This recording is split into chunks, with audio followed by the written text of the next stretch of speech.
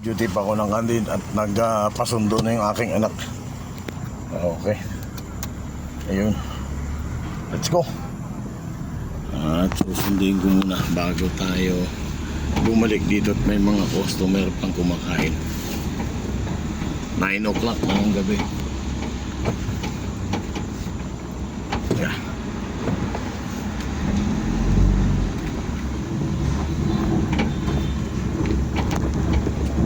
Yeah.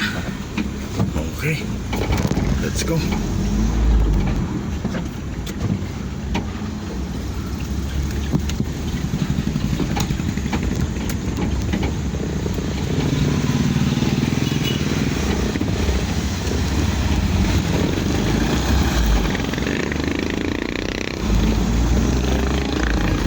Ay, parang medyo malabo ang aking cellphone. Ay, hindi. Lamig.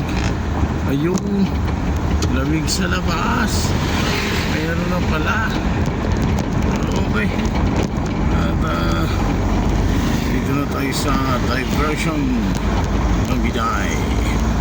Bye bye bye bye.